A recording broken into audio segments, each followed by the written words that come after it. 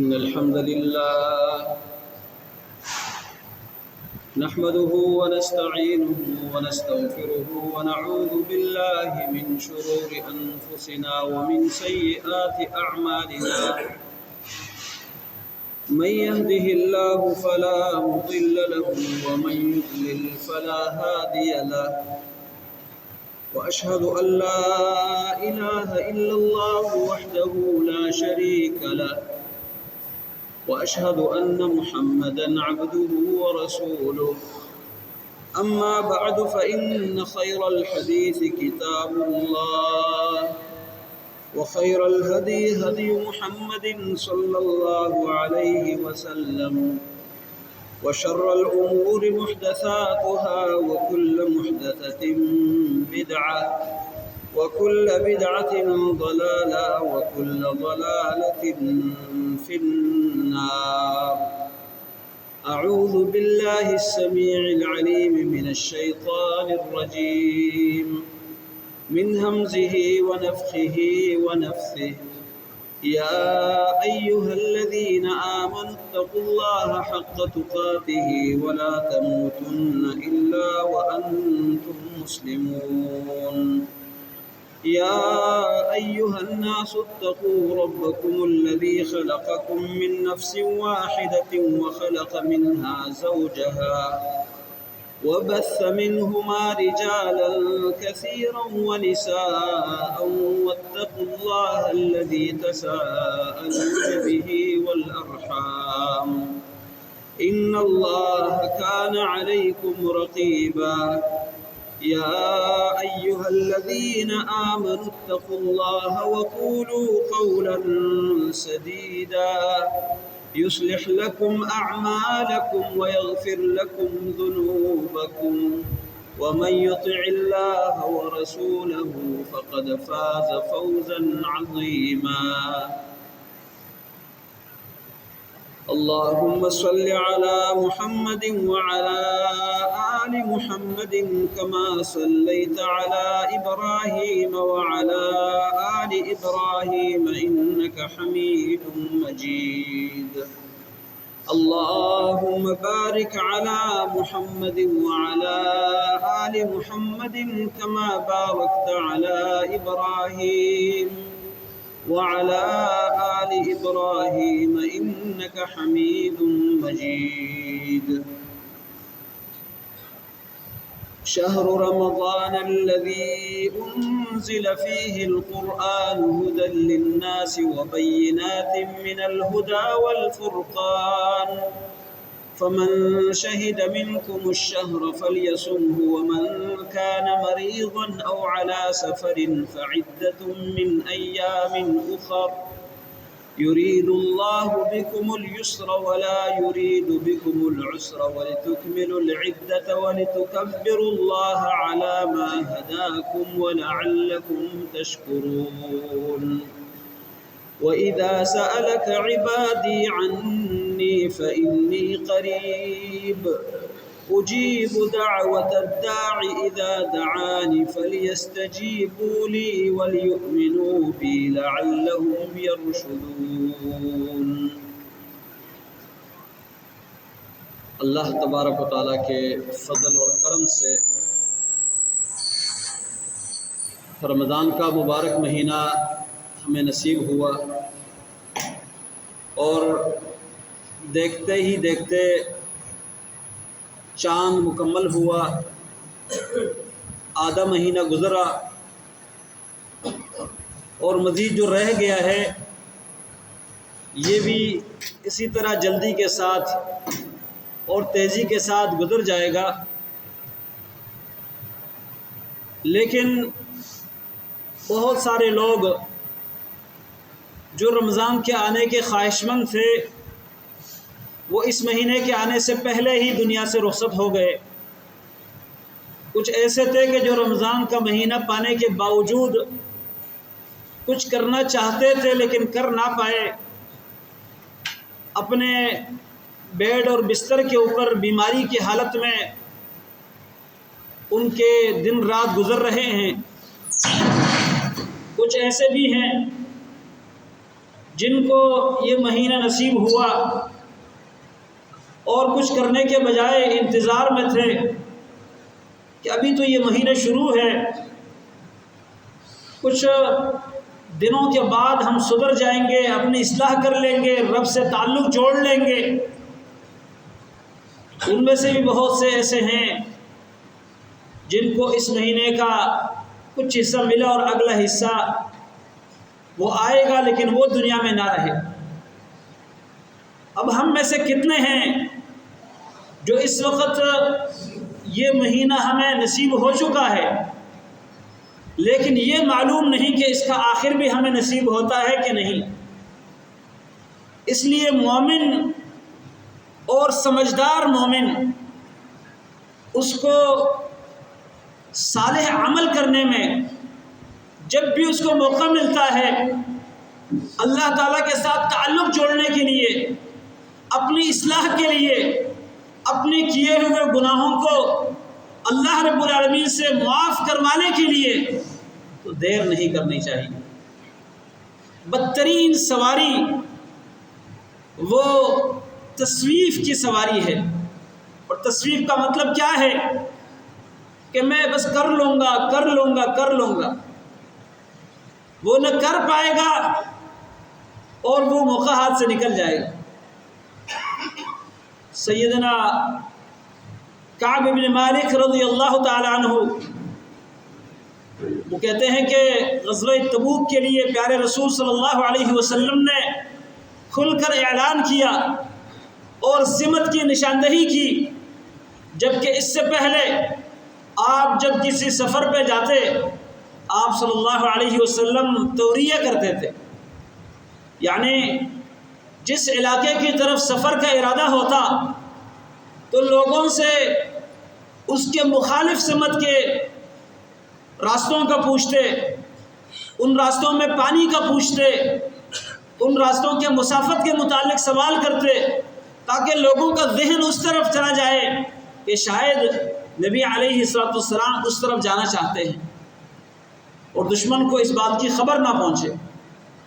لیکن یہاں پر معاملہ بالکل برعکس تھا، جس طرف اللہ کے نبی صلی اللہ علیہ وسلم کو جانا تھا اسی علاقے کی نشاندہی کی، کوئی توریہ نہیں کیا، اور پھر صحابہ کرام کو مکمل تیاری کرنے کا بھی حکم دیا، کیونکہ سفر بڑا لمبا تھا، دشمن بڑا طاقتور تھا، ان کی تیاری مکمل تھی تاکہ صحابہ کرام اس سفر کے لیے جس طرح تیاری کرنی چاہیے اسی طرح تیاری کریں۔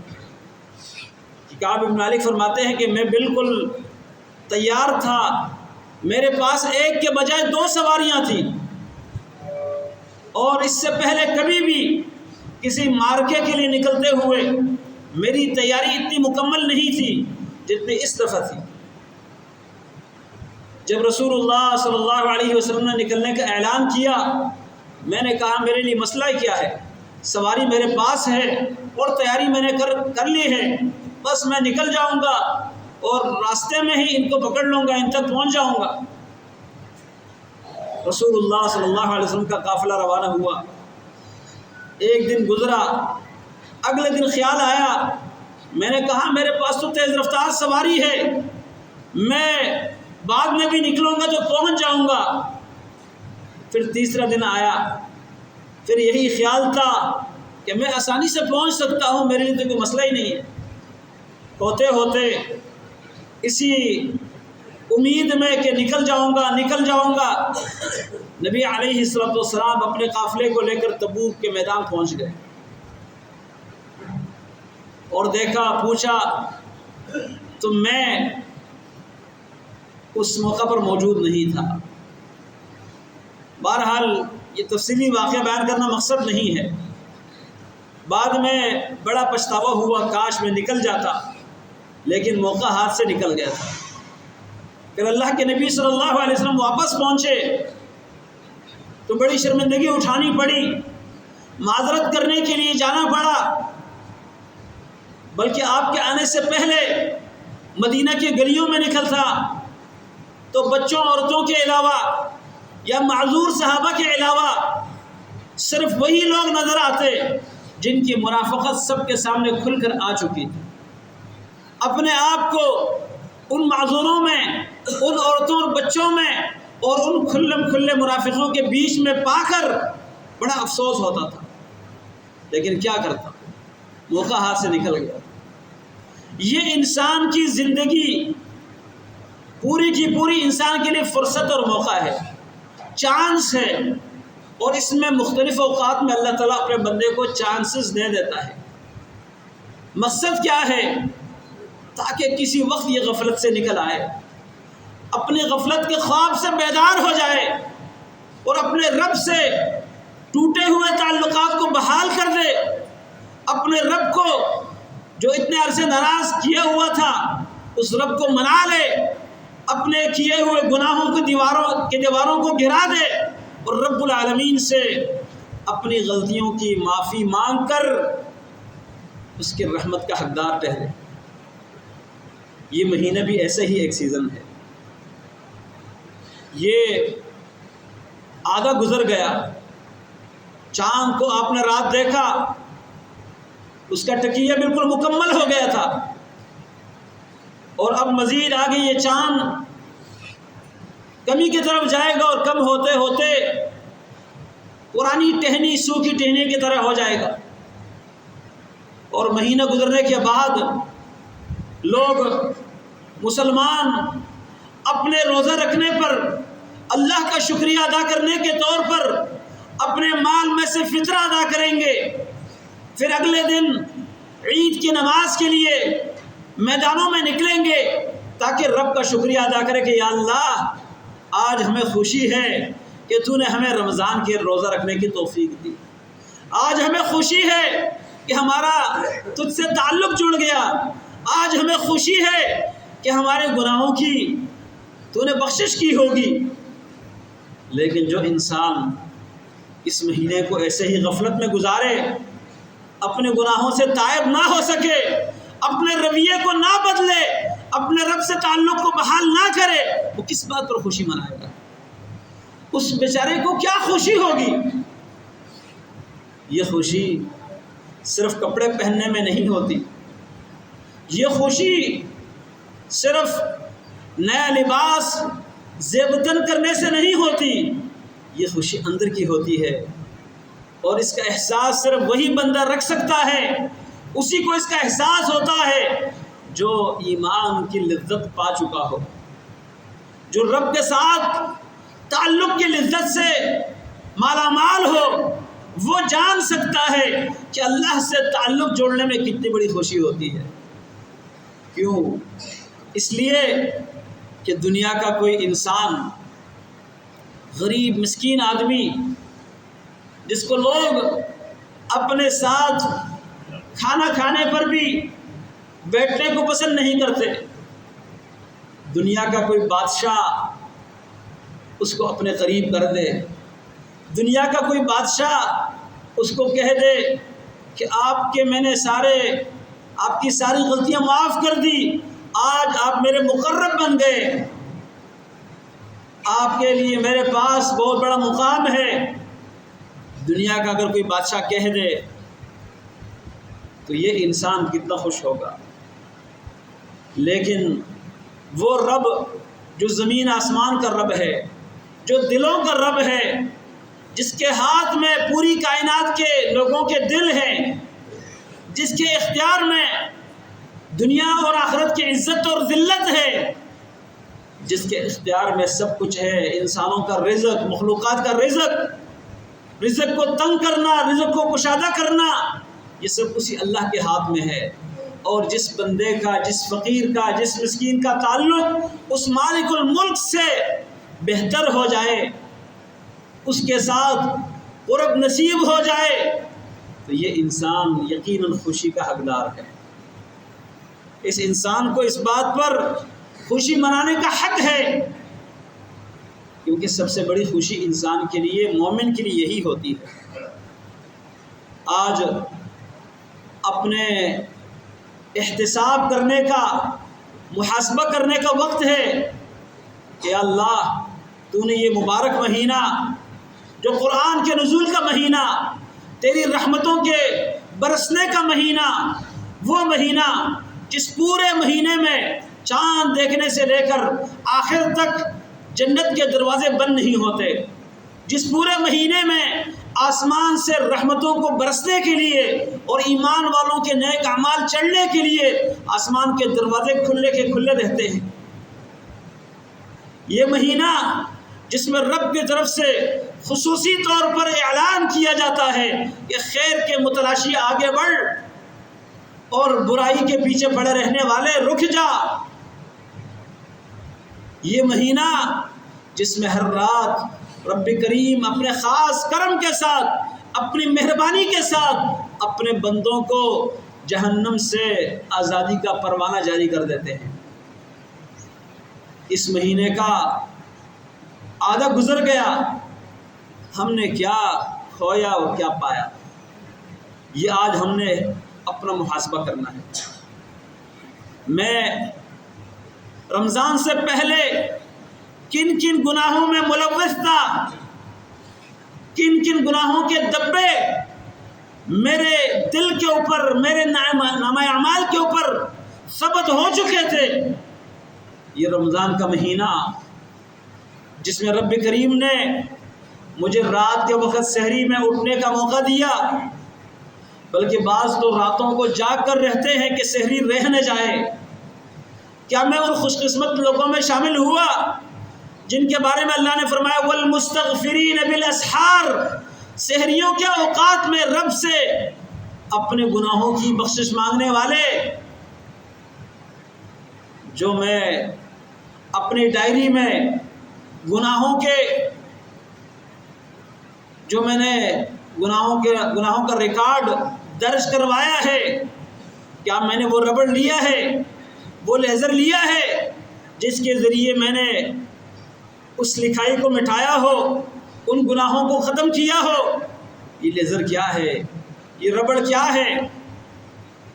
بچے سے لکھنے میں غلطی ہو جاتی ہے، پینسل سے لکھتا ہے تاکہ مٹانا آسان ہو۔ اللہ رب العالمین کی مہربانی یہ ہے کہ آپ اللہ کے سامنے یہی استغفار کے ساتھ اللہ رب العالمین سے معافی مانگ لے، توبہ کر لے، اللہ تعالیٰ فرشتوں کے ہاتھ کے لکھی ہوئی ڈائری کو بھی مٹا دیتا ہے۔ اللہ اکبر۔ اور ایک بار نہیں، 10 بار 100 بار گناہ کر لیا اور اللہ سے کہا یا اللہ غلطی ہو گئی معاف کر دے، اللہ یہ نہیں کہتا کہ آپ دفع ہو جا، کوئی معافی نہیں۔ اللہ رب العالمین تو چاہتا ہے، اور میں سوچتا ہوں کہ کتنا مہربان رب ہے۔ آج اگر دنیا میں آپ کو کسی سے کوئی مطلب ہو، کوئی کام ہو، اور وہ شخص کوئی عہدیدار ہو، کوئی منصب والا ہو، کوئی دنیا میں پیسے والا ہو، آپ کو اس سے ضرورت ہے، آپ ڈھونڈتے ڈھونڈتے اس تک پہنچیں گے اور اس سے ٹائم لیں گے کہ جناب آپ سے مجھے صرف 5 منٹ کا ٹائم چاہیے۔ وہ کہے گا اتنا ٹائم نہیں ہے۔ آپ کہہ دے چلے 1 منٹ ٹائم دے دے، وہ کہہ دے گا ابھی نہیں ہے، اگلے مہینے آ جاؤ۔ آپ اگلے مہینے چلے گئے، لیکن تھوڑا سا لیٹ ہو گئے۔ آپ نے کہا کہ میں نے آپ سے ٹائم مانگا تھا، اس نے کہا میں نے تو آپ کو فلان ٹائم دیا تھا، آپ آئے نہیں، اس میں میری کیا غلطی ہے، جا دفع ہو جا۔ ٹائم پر کیوں نہیں آئے؟ آپ نے کہا بات کرنی ہے، اس نے کہا جلدی بات کر، میرے پاس سننے کا ٹائم نہیں ہے۔ آپ نے کہا اصل مسئلہ یہ تھا، یہ تھا، وہ تھا، وہ تھا، وہ ساری غلطیاں بیان کرنا شروع کر دے، کوتاہیاں اور کمزوری بیان کرنا شروع کر دے۔ وہ کہے گا اتنا ٹائم نہیں، جلدی بس جو کام کی بات ہے، مقصد کی بات ہے وہ بتاؤ۔ آپ نے ایک بات کہہ دی، دوبارہ کہنا شروع کر دیا، وہ کہے گا یار بار بار کہنے کی ضرورت نہیں، ایک بار کہہ دیا کافی ہے۔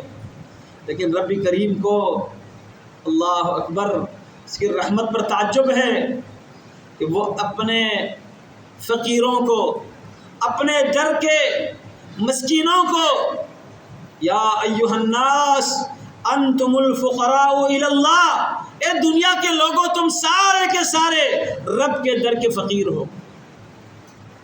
واللہ هو الغنی الحمید، اللہ کو تمہاری کسی نیکی کی ضرورت نہیں ہے۔ اللہ تعالیٰ کو تمہارے مال کی ضرورت نہیں ہے، نہ اس کو سجدے کی ضرورت ہے، نہ اس کو پیسہ خرچ کرنے کی ضرورت ہے تمہارے، یہ سب کچھ تم اپنے لیے کرتے ہو، وہ تو بے حاجت ہے، اس کی تعریف کرنے والی ساری مخلوق ہے۔ وہ رب جو ذرہ برابر کسی کا محتاج نہیں، وہ ہمیں نہیں کہتا کہ مجھ سے ٹائم پہلے سے لے لو، پہلے سے ٹائم سیٹ کر لو، مہینے بعد ٹائم ملے گا، 2 مہینے بعد ٹائم ملے گا۔ وہ کہتے ہیں کہ جب ضرورت ہو، جب میرے در پہ آنا چاہو، جب مجھ سے مانگنا چاہو، وَإِذَا سَأَلَكَ عِبَادِي عَنِّي فَإِنِّي قَرِيبٌ۔ میرے پیارے نبی صلی اللہ علیہ وسلم، میرے بندے جب آپ سے میرے بارے میں سوال کریں تو آپ نے کیا کہنا ہے؟ میرا جواب ان کو سنانا ہے، یہ نہیں کہنا کہ اللہ تعالیٰ یہ کہتا ہے، ڈائریکٹ میرا جواب سنانا ہے، اور وہ جواب یہ ہے کہ میں بہت ہی قریب ہوں۔ کتنا قریب، کتنا قریب! اللہ اکبر! آستہ پکارا، اس کو بھی سنا، بے زبان جانور نے پکارا، اس کو بھی سنا، پکارنے سے پہلے دل میں خیال آیا، اس کو بھی سمجھا۔ اتنا قریب! اور کوئی ہستی دنیا میں ایسی ہے جو ہر زبان کو، ہر کائنات کی مخلوق کی زبان کو، اور زبان پر آنے سے پہلے دل میں آنے والے خیال کو سمجھ سکے، اور صرف سمجھنا نہیں، اس کے پورا کرنے پر مشکل کشائی اور حاجت روائی پر قادر بھی ہو؟ کوئی ایسی ہستی نہیں۔ پھر اس ہستی کو چھوڑ کر کسی اور کو پکارنے کا فائدہ کیا؟ کسی اور سے امید لگانے کا فائدہ کیا؟ اس لیے وہ رب کہتا ہے وَقَالَ رَبُّكُمُ ادْعُونِي، مجھ سے مانگو، مجھ سے مانگو، استجب لکم، میں تمہاری پکار سنوں گا۔ امن یجیب المضطر اذا دعاہ، پریشان حال آدمی لوگوں کے سامنے پریشانیاں بیان کرتا پھرے، وہ بھول رہا ہے اصل پریشانی دور کرنے والی ذات کو۔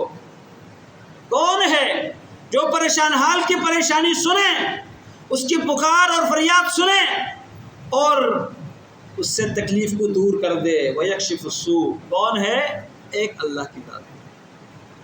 اس اللہ کے ذات کے سامنے اس رمضان میں اگر ہم نے ہاتھ پھیلائے کہ اللہ پورا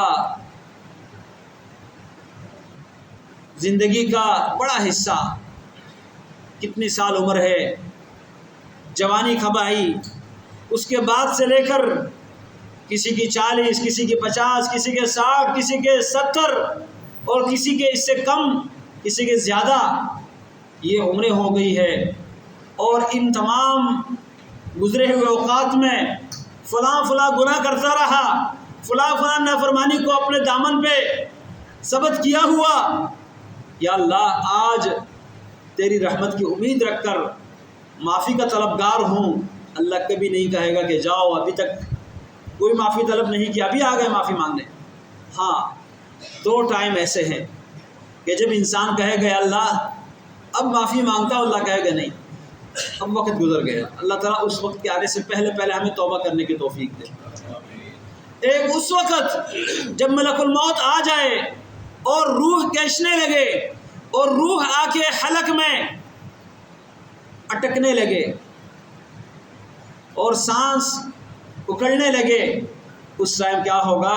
رسول اللہ صلی اللہ علیہ وسلم فرماتے ہیں ان اللہ یقبل توبۃ العبد ما لم یغرغر، جب سانس حلق کے اندر اٹکنے سے پہلے بندہ توبہ کرتا ہے، اللہ اس کی توبہ کو قبول کرتا ہے، لیکن جب یہ حالت آ جائے اس کے بعد توبہ کی قبولیت نہیں۔ فرعون نے بھی جب موت کو آنکھوں سے دیکھا کہنے لگا آمنت بالذی آمنت بہ بنو اسرائیل، میں بھی اس اللہ پر ایمان رکھتا ہوں جس پر بنی اسرائیل ایمان لائے ہیں، وَأَنَا مِنَ الْمُسْلِمِينَ، اور میں اس کے سامنے جھکنے والوں میں سے ہوں۔ فرشتے نے اس کے منہ میں گھارا مار کے کہا الآن، ابھی ایمان لاتے ہو، ابھی توبہ کرتے ہو، ابھی فرمان برداری اختیار کرتے ہو، وقد عصیت قبل، اور پہلے نافرمانی کرتے رہے۔ اسی طرح دوسرا وہ موقع جب سورج مغرب کی طرف سے طلوع ہو جائے گا، صبح لوگ انتظار کریں گے کہ سورج ابھی طلوع ہونے والا ہے، یہ سورج مغرب کی طرف سے طلوع ہو جائے گا، لوگ اپنے کاموں میں مصروف ہوں گے۔ رسول اللہ صلی اللہ علیہ وسلم فرماتے ہیں کسی نے کپڑا بیچنے کے لیے گاہک کے سامنے پھیلایا ہوگا اور اپنی جھوٹی سچی قسمیں کھا کے کہے گا یہ فلاں کمپنی کا ہے، یہ اس کی یہ خاصیت ہے، وہ خاصیت ہے، انہی باتوں میں مشغول ہوگا، کوئی گھر سے نکلا ہوگا کسی کام کے غرض سے، اللہ تعالیٰ فرماتے ہیں فَلَا يَسْتَطِيعُونَ تَوْصِيَةً وَلَا إِلَىٰ أَهْلِهِمْ يَرْجِعُونَ، نہ وصیت کرنے کا موقع ملے گا اور نہ اپنے گھر کی طرف لوٹنے کا موقع ملے گا، وہیں پر ڈھیر ہو جائیں گے، قیامت قائم ہو جائے گی، اس وقت توبہ قبول نہیں ہوگی۔ میرے محترم بھائیو، آج ہمارے پاس چانس ہے، اس رب نے ہمیں یہ رمضان کا مہینہ دیا ہے، یہ ایک بڑا سنہرا چانس ہے، اس میں ہمیں اپنے رب سے معافی مانگنی چاہیے، اپنی زندگیوں میں تبدیلی لانی چاہیے، حرام کھاتے تو حرام کھانے سے باز آنا چاہیے، لوگوں کا گوشت کھاتے غیبت اور چغلی کے ذریعے آج ان لوگوں سے معافی مانگ کر، اپنے رب سے معافی مانگ کر ان گناہوں سے توبہ کرنی چاہیے۔ اگر آج سے پہلے رب کے حکم ماننے میں، نمازوں کی پابندی میں، زکوٰۃ کی ادائیگی میں، حج کا فریضہ ہم پر فرض تھا اس کی ادائیگی میں، رشتہ داروں کے ساتھ حسن سلوک میں، والدین کے ساتھ احسان میں، دیگر معاملات میں، رب کی طرف سے عائد ذمہ داریوں میں جو کوتاہی کرتے رہے ہیں، آج اللہ کے سامنے معافی کے آنسو، اپنے ندامت کے آنسو بہا کر معافی کے لیے ہاتھ بلند کر کے اس سے مانگ لیا جائے، وہ معاف کرنے والا رب ہے۔ لیکن یاد رکھیے یہ موقع ہر وقت نصیب نہیں ہوتا، بار بار ایسے موقع نصیب نہیں ہوتے۔ اگر اللہ نے موقع دیا، صبح سے شام تک روزہ رکھنے کی توفیق دی، اس روزے سے ہمیں اپنی اصلاح کرنی چاہیے، روح کو، جسم کو، جان کو، اور ساتھ ساتھ نفس کو کنٹرول کرنے کا یہ بہترین موقع ہے۔ نفس کو آوارہ چھوڑ کر جو جی چاہے، جو خواہش آئے، جو چاہت ہو، رب کی رضا اور ناراضگی نہ دیکھے، ایسے کرتے رہیں تو یہ نفس کو آوارہ چھوڑنے والی بات ہے۔ نفس تو بہت کچھ چاہتا ہے، لیکن اس کی مثال گھوڑے کی ہے۔ اللہ تعالیٰ فرماتے ہیں قد افلح من زکاہا، تقریباً 10 قسمیں اللہ نے کھائی ہے۔ ان قسموں کے بعد کیا فرماتے ہیں؟ کس بات پر قسم؟ فرمایا یقیناً وہ کامیاب ہوا جس نے اپنے نفس کو پاکیزہ رکھا، نفس کو گناہوں کی آلودگیوں کے پیچھے نہ لگایا۔ یہ نفس، اس کا لگام، اس کے نکیل کو اپنے ہاتھوں میں پکڑ کر اس طرف چلائیں جس طرف رب چاہتا ہے اس کو چلانا۔ نفس تو چاہتا ہوگا کہ آرام کر لے، لیکن رب کا حکم آتا ہے حی علی الصلاۃ، تو اس آرام کو چھوڑ کر رب کے حکم پر آئیے۔ نفس تو چاہتا ہے کہ مال اپنے پاس سمیٹ کے رکھوں، جمع کر کے ذخیرہ کر کے رکھوں، لیکن رب کا حکم آتا ہے وَمِمَّا رَزَقْنَاهُمْ يُنْفِقُونَ وَمَا أَنفَقْتُم مِّن شَيْءٍ فَهُوَ يُخْلِفُهُ وَأَنفِقُوا فِي سَبِيلِ اللَّهِ۔ آپ اللہ کا حکم مان کر اس نفس کی نافرمانی کر لیجئے۔ رب کا حکم آتا ہے کہ اپنی نگاہ کو نیچے رکھو، اپنے شرمگاہ کی حفاظت کرو۔ نفس یہ چاہتا ہے کہ نہیں، تو جوان ہے، تیری چاہت ہے خوبصورت چہروں کو دیکھنا، عورتوں کے محاسن اور خوبصورتیوں کو دیکھنا، ان کو دیکھو گے تو کیا ہوگا؟ اللہ اکبر، دل میں دھندلا پن آئے گا، رب سے دوری ہوگی، دل میں حسرت بڑھے گی، اور اپنی نظر کو کنٹرول کرو گے تو نظر کو کنٹرول کرنے سے دل میں وہ روشنی پیدا ہوگی، ایمان کی وہ لذت پیدا ہوگی جس کو الفاظ میں بیان نہیں کیا جا سکتا۔ اس لیے میرے محترم سامعین، اس رمضان کو جو گزرا ہے، بڑے قیمتی دن گزر گئے، بڑے اہم دن گزر گئے، بڑے اہم دن گزر گئے۔ ان گزرے ہوئے دنوں میں اگر کوتاہی کمی ہوئی ہے تو یاد رکھیے کہ آنے والے دن گزرے ہوئے دنوں سے بھی زیادہ قیمتی ہے۔ آنے والے دن، آنے والی راتیں وہ گزرے ہوئے دن اور رات سے زیادہ اہم ہے۔ لہذا اگر شروع میں کوتاہی رہی ہے، ابھی کوتاہی سے نکل کر اپنے رب کو منائیے، اپنے رب سے تعلق جوڑیے، اپنے نفس کی اصلاح کر لیجئے، اپنے نفس کو لگام دے کر رب کے حکم کے سامنے اس کو جھکائیے۔ یہ انسان کی کامیابی ہے۔ قد افلح من زکاہا، کامیاب وہی ہوا جس نے اپنے نفس کو آلودگیوں سے پاک رکھا۔ لیکن اسی نفس کو آلودگیوں کے پیچھے لگایا، آلودگیوں میں، گناہوں میں گندہ کیا، تو رب فرماتے ہیں وقد خاب من دساہا، ہر مراد سے نامراد ہوا، نامراد ہوا وہ جس نے اپنے نفس کو گندہ کیا۔ آج اپنے نفس کو ہم نے دیکھنا ہے کہ میرے نفس میں صبح سے شام تک روزہ رکھنے سے پاکی آئی ہے، اس کو میں نے سنوار دیا ہے، یا یہ اسی طرح گندگیوں میں، اسی طرح برائیوں کے خیالات میں، اسی طرح رب کی نافرمانیوں کے چاہت میں گندا اور ملوث پڑا ہوا ہے۔ اس نفس کا ہم نے جائزہ لینا ہے۔ میرے محترم بھائیوں، بہت سے گناہ ایسے ہیں جو عرصے دراز سے اپنے ساتھ لیے پھر رہے ہیں، ان کا بوجھ ہم اپنے کندھوں پر اٹھائے ہوئے ہیں۔ جوانی آنے کے بعد سے لے کر اپنے رب کے سامنے تنہائی میں بیٹھ کر اپنی ڈائری کو نکال کر ذرا اپنی میموری کو چیک کر لے کہ اللہ وہ فلاں زمانے میں یہ گناہ کیا تھا، یا اللہ فلاں زمانے میں یہ غلطی ہو گئی تھی، یا اللہ فلاں زمانے میں یہ نافرمانی ہو گئی تھی، اور آج تک تو اپنا رزق دے رہا ہے، آج تک اپنی رحمتیں نازل کر رہا ہے، آج تک تو نے صحت دے رکھی ہے۔ یا اللہ میں آج تیرے در پہ آ کر معافی مانگتا ہوں، مجھے معاف کر دیجئے۔ یا اللہ غلطی ہو گئی، آئندہ نہیں ہوگی۔ یا اللہ مجھے آئندہ اس گناہ سے بچنے کی توفیق دے دے۔ انشاءاللہ اللہ رب العالمین اتنے عرصے جو ہم اپنے کندھوں پر لادے ہوئے گناہ آج تک اپنے ساتھ اٹھائے ہوئے تھے، اللہ تعالیٰ ان گناہوں کے بوجھ سے ہمارے کندھوں کو ہلکا کر دے گا۔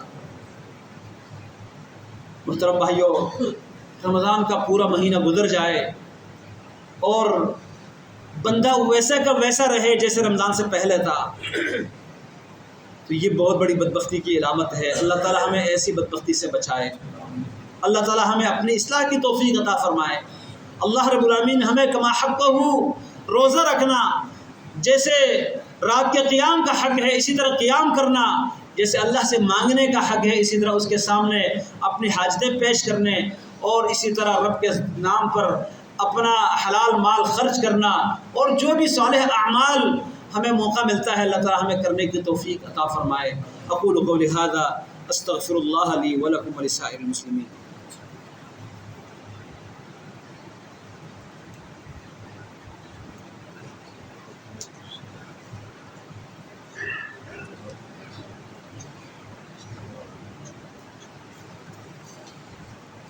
ان الحمد لله نحمده ونستعينه ونستغفره ونعوذ بالله من شرور انفسنا ومن سيئات اعمالنا، من يهده الله فلا مضل له ومن يضلل فلا هادي له، واشهد ان لا اله الا الله وحده لا شريك له، واشهد ان محمدا عبده ورسوله۔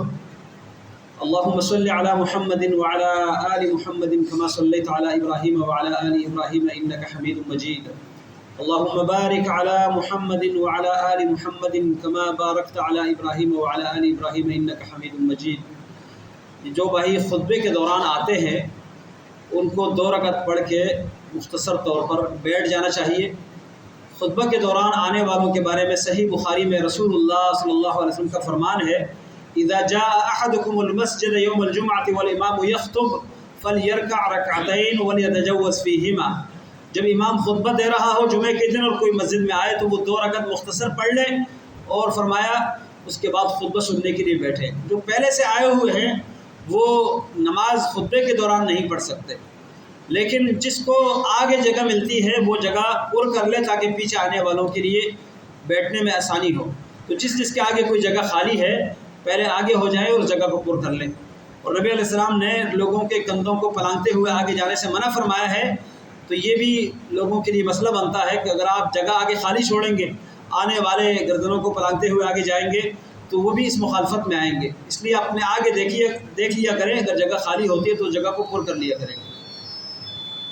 اور یہ خطبہ جو ہوتا ہے یہ یقیناً ہفتہ وار ایک ایسی نصیحت ہے جس سے انسان کو اپنے ایمان بنانے اور اپنی اصلاح کرنے کا موقع ملتا ہے۔ نبی کریم صلی اللہ علیہ وسلم کا خطبہ اسی چیز پر مشتمل ہوتا، قرآن کی آیتیں پڑھ کے لوگوں کو نصیحت کیا کرتے تھے، اور نصیحت صرف اسی زبان میں ہو سکتی ہے جس زبان کو سننے والے سمجھتے ہیں، یہی خطبہ ہوتا ہے۔ دوسری گزارش یہ ہے کہ اس رمضان کے مہینے میں آپ کو معلوم ہے کہ لوگوں میں خیر کا جذبہ بڑھ جاتا ہے اور نیکی کرنے میں لوگ دلچسپی لیتے ہیں، تو جو دینی ادارے، مدارس اور اسی طرح مساجد اور دیگر خیر کے کام میں مصروف لوگ اپنے اداروں کو چلانے کے لیے لوگوں سے اپیل کرتے ہیں اور فنڈ طلب کرتے ہیں، جمع کرتے ہیں تاکہ ان کے سال بھر کے اخراجات جو ہیں وہ اس سے پورے ہو سکیں۔ تو اسی سلسلے میں آج ہمارے پاس جو آج کا ٹائم لیا تھا، گلشن معمار کے قریب الحمد ٹاؤن ہے، وہاں پر ایک مدرسہ ہے اور وہاں کے جو ذمہ دار ہیں تو میں ان کو اچھی طرح جانتا ہوں، وہاں میرا آنا جانا بھی لگا رہتا ہے کبھی کبھار۔ تو ان کی طرف سے ان کے بھائی تشریف لائے ہیں مولانا سیف اللہ صاحب، یہ نماز کے بعد آخری صف میں آپ کو ملیں گے، ان کے ساتھ آپ بھرپور تعاون فرمائیے۔ اسی طرح غزہ کے جو مسلمان پریشانی کے عالم میں ہے ان کے لیے مسلم میڈیکل مشن کی طرف سے ہمارے بھائی یہاں پر موجود ہیں اور یہ آپ کے آفس میں آپ کے ساتھ آ کے ملاقات کرتے ہیں، تو اس بھائی کے ساتھ بھی آپ نے تعاون کرنا ہے تاکہ غزہ کے مسلمانوں کی جو ضرورتیں ہیں میڈیکل کے حوالے سے، دیگر راشن وغیرہ کے حوالے سے، تو ان کے ساتھ ہم مزید کچھ نہیں کر سکتے تو یہ تعاون تو کر سکیں۔ ایک اور بھائی بھی ہمارے سبزی منڈی کے علاقے سے تشریف لائے ہیں، تو اگرچہ انہوں نے ٹائم نہیں لیا تھا لیکن حاضر ہوئے ہیں، تو جن کے استطاعت میں جو کچھ ہو وہ ان بھائیوں کے ساتھ تعاون فرمائیے۔ اللہ تعالیٰ آپ کا دیا وہ اپنے دربار میں قبول فرمائے۔ نیکی کے ہر کام میں کوشش کرنی چاہیے کہ اپنا حصہ ملایا جائے، بے شک وہ تھوڑا ہو لیکن اللہ تعالیٰ کے ہاں وہ بہت بڑا ہوتا ہے، تو بھرپور کوشش کیجیے گا کہ اللہ رب العالمین کے نام پر اپنے مال میں سے آپ خرچ کریں۔ آج رمضان المبارک کا تیسرا جمعہ ہے۔ اس سے پہلے یقیناً آپ نے خطبات جمعہ میں رمضان کے مسائل اور زکوٰۃ کے مسائل یہ سماعت فرمائے ہیں، لیکن ایک حدیث آپ کے سامنے بیان کر کے اپنی بات ختم کرتا ہوں۔ اس حدیث کا بھی ایک ٹکڑا، پوری حدیث بیان کرنے کی گنجائش نہیں ہے وقت کی قلت کی وجہ سے۔ نبی علیہ الصلوۃ ممبر پر تشریف لائے، ایک سیڑھی پر قدم رکھتے ہوئے آمین کہتے ہیں، پھر دوسرے سیڑھی پر آمین، تیسرے سیڑھی پر آمین۔ صحابہ کرام نے یہ آمین کہنے کی وجہ پوچھی تو آپ صلی اللہ علیہ وسلم نے تینوں کی جو وجوہات ہیں وہ بتا دیے۔ ایک سیڑھی پر پاؤں رکھنے کے وقت آپ نے فرمایا کہ جبریل امین نے آ کے بد دعا دی۔ آپ ذرا سوچئے، دعا دینے والا جبریل امین ہو اور آمین کہنے والا رحمت للعالمین محمد رسول اللہ صلی اللہ علیہ وسلم ہو، تو اس آدمی کا کیا بنے گا جس کے لیے جبریل امین بد دعا دے اور اس بد دعا پر پیارے نبی آمین کہے۔ فرمایا جس نے اپنے والدین دونوں کو یا ان دونوں میں سے کسی ایک کو بڑھاپے کی حالت میں پایا اور ان کی خدمت احسان کے ساتھ وہ جنت نہ کما سکا تو یہ آدمی اللہ کی رحمتوں سے دور ہو جائے۔ یہ بہت بڑی نعمت ہے کہ کسی کو اپنے والدین کی خدمت کا موقع ملے۔ اس وقت ہمارے پاس بہت سے جوان ایسے ہیں کہ جب ان کی شادی ہو جاتی ہے، کچھ کمانے کے قابل ہو جاتے ہیں، پھر باپ کو باپ جانتے ہی نہیں ہیں، ماں کو تو کچھ حیثیت ہی نہیں دیتے، اپنے دوستوں کے ساتھ نکلے ہوئے ہوتے ہیں تو ماں کا فون کرنا بھی گوارا نہیں کرتے کہ ماں فون کر لے اور پوچھ لے بیٹا کہاں ہے، اور اتنے سخت لہجے میں جواب دیتے ہیں، جبکہ رب العالمین نے فرمایا وَلَا تَقُلْ لَهُمَا اُفٍّ، اف، اس پر انشاءاللہ کبھی اللہ نے موقع دیا تفصیل سے بات کریں گے کہ اف تک ان کو نہ کہو، اور یہ اف کب کہا جاتا ہے یہ ایک تفصیلی موضوع ہے، اس میں انشاءاللہ بات ہوگی۔ تو یہ اف کہنا بھی ان کے سامنے جائز نہیں ہے، اللہ نے حرام قرار دے دیا ہے، اور سخت لہجے میں جواب دینا، ان کو گالی گلوچ اور برے الفاظ، یہ تو بالکل گنجائش نہیں ہے۔ دوسرے نمبر پر فرمایا کہ جہاں میرا تذکرہ ہو اور وہ مجھ پر درود نہ پڑھے۔ جبریل امین نے دعا کی کہ جہاں آپ کا محمد صلی اللہ علیہ وسلم تذکرہ ہو اور آپ پر درود نہ پڑھے، اللہ تعالیٰ اس کو اپنے رحمتوں سے دور کر دے۔ اب نبی پاک صلی اللہ علیہ وسلم کا نام جہاں بھی آئے پوری محبت کے ساتھ، پوری اخلاص کے ساتھ اور اجر کی نیت سے درود پڑھنا چاہیے، بلکہ کاغذ پر لکھتے ہوئے صرف سواد لکھنا کافی نہیں ہے، سلام لکھنا کافی نہیں ہے، پورا صلی اللہ علیہ وعلی آلہ وسلم۔ الفاظ جب بیان کرتے ہیں تو جلدی میں صلی اللہ علیہ وسلم یہ نہیں، صلی اللہ علیہ وآلہ وسلم، پوری محبت کے ساتھ پیارے نبی صلی اللہ علیہ وسلم پر درود پڑھنے میں جو وقت لگتا ہے یہ وقت بڑا قیمتی ہے، یہ ضائع نہیں ہے۔ اس ایک درود پڑھنے کی وجہ سے اللہ تعالیٰ کی 10 رحمتیں نازل ہوتی ہے بندے پر۔ اور ہمارے ہاں لوگوں میں ایک بڑا عجیب رواج ہے، کوئی عمرے کے لیے جاتا ہے یا حج کے لیے، کہتے ہیں میرا بھی سلام پیش کر دیجئے نبی پاک صلی اللہ علیہ وسلم کے روضے پر۔ یہ طریقہ اللہ کے نبی نے صلی اللہ علیہ وسلم نہیں بتایا علیہ الصلوۃ والسلام۔ آپ نے کون سا طریقہ بتایا؟ فرمایا ان للہ ملائکۃ سیاحین فی الارض، اللہ کے کچھ فرشتے ہیں زمین میں گھومتے ہیں، ان کا کام یہی ہے زمین میں گھومنا پھرنا۔ کیا کرنے گھومتے ہیں؟ فرمایا جو میرے اوپر درود پڑھتا ہے اس درود پڑھنے والوں کو تلاش کرتے ہیں اور ان کا وہ درود لے کے میرے اوپر پیش کرتے ہیں، میرے اوپر لا کے پیش کرتے ہیں، یا بعض روایت میں ہے کہ مجھ تک وہ درود پہنچا دیتے ہیں۔ کیسے پہنچاتے ہیں؟ یہ عالم آخرت کا معاملہ ہے، فوت ہو جانے کے بعد معاملہ جو آخرت کا ہوتا ہے، اس کا دنیا سے تعلق نہیں ہے، لیکن وہ درود پیش کیا جاتا ہے اللہ کے نبی صلی اللہ علیہ وسلم پر، آپ صلی اللہ علیہ وسلم کو وہ سلام اور وہ درود پہنچایا جاتا ہے۔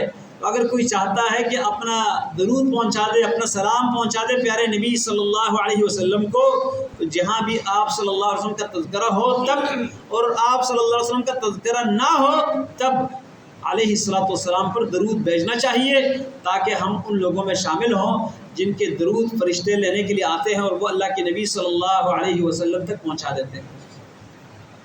تیسری بات فرمایا جبریل امین علیہ الصلوۃ والسلام نے بددعا دی کہ اللہ جس پر رمضان کا مہینہ آ جائے اور آنے کے بعد پورا مہینہ گزر جائے اور وہ اپنی بخشش نہ کروا سکے، وہ اللہ کی رحمتوں سے دور ہو۔ میں نے کہا آمین۔ کتنا بدبخت ہوگا، رمضان کا پورا مہینہ پایا اور اپنی اصلاح نہ کی، اپنے اعمال میں تبدیلی نہ لایا، اپنے گناہوں کی بخشش نہ کروا سکا۔ یہ بھی ان بدبختوں میں سے ہے جس کے لیے جبریل امین علیہ السلام اور پیارے نبی محمد صلی اللہ علیہ وآلہ وسلم بددعا دیتے ہیں۔ اللہ تعالیٰ ان بددعاؤں کے ہمیں حقدار نہ بنائے۔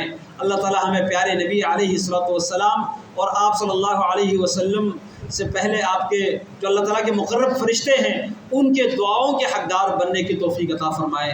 اللہ تعالیٰ ہم سب کے گناہوں کو معاف کر دے۔ اللہ رب العالمین ہم سب کے حالت پر رحم فرمائے۔